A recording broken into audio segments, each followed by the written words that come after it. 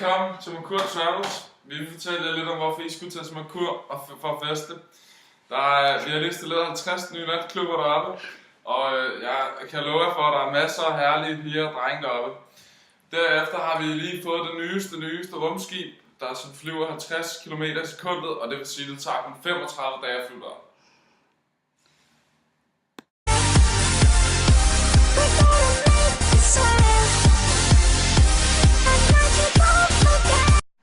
Men har du egentlig undret over, hvor navnet Mercur stammer fra? Det kan vi her på Mercur Travels hjælpe dig med. Planeten blev opdaget 3000 år før Kristi fødsel. Mercur har mange forskellige navne, fordi os romere gav dem efter vores guder. Og denne gud, som vi opkaldte den efter, var et sendebud, og på grund af Mercurs meget hurtige rotation, så blev den navngivet efter guden Mercur. Da Mercur ligger så tæt på solen, er det svært for en rumsonde at lande på Mercur. Bare at flyve forbi er en vanskelighed, da solens tyngdekraft trækker rumsonden til sig. Er den eneste måde at flyve forbi Mercur ved at bremse kraftigt op.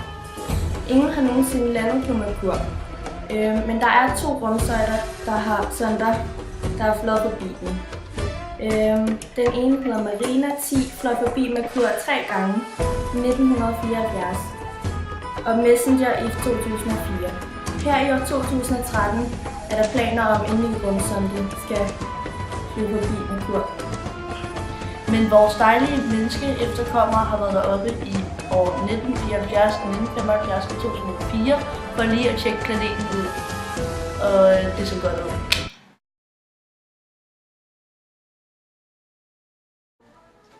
Og der er forresten 58 millioner kilometer til solen. Mercur er den planet, der er tættest på solen, det vil sige, at den har en enorm høj temperatur om dagen, helt op til 430 grader. Men det går jo kun om dagen. For om natten kan temperaturen falde helt ned til minus 70 grader på Mercurs overflade. Og denne temperaturskift skyldes, at Mercur ikke har nogen atmosfære. Og det er derfor, at vi kun har rejser her fra Mercur Travelers ved temperaturskift. Og der vil selvfølgelig også være tøj til det her temperaturskift. Vi har den her lækre kappe, hvor du har flis ved siden på om dagen, der er varmeafgivende.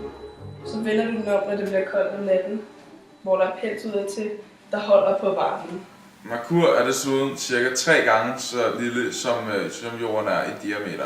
Nemlig Mercur har en diameter på 4.876, hvor Jorden har en diameter på 12.756. Mercur har så sagt ingen atmosfære, derfor vil vi få brug for iltapparater og trykudlignende rumdragter. Dem vil vi selvfølgelig få på rejsen derop. Det vil sige, at ingen atmosfære er lige med ingen vejr, så vi fester altid i sol heroppe på Mercur. Det regner aldrig på os. Planeten hælder 7,005 grader i forhold til solsystemets plan, altså ekliptika. Og desuden så drejer Mercur utrolig hurtigt rundt om solen, mens Jorden drejer 365 dage rundt om solen, så gør Mercur det kun på 88 dage. Så rundt omkring på planeten vil der være heldigvis placeret brækspande, hvis jeg har behov for det. Samtidig skal I også passe på, når I går rundt på planeten, at der er klipper og krater, I ikke falder ned i. Undvigelseshastigheden er forresten 4,3 km i sekundet. Tyngdekraften på Mercur er 3,70 meter per sekund i anden. Det er lidt i forhold til Jorden, som er 9,82 meter per sekund i anden. Så hvis du vil have dig fornøjelse, så smid rumdragten og flyve rundt omkring. Mercur har dog næsten samme massefylde som Jorden, nemlig 5,4 gram per kubikmeter, hvor Jorden har en massefylde på 5,5 Du vil have masser af tid til at feste i, da et døgn på Mercur er 1407 timer. Vi glæder os til at se jer på Mercur. Rejs med Mercur Travels. Det koster kun 3 millioner. Yeah!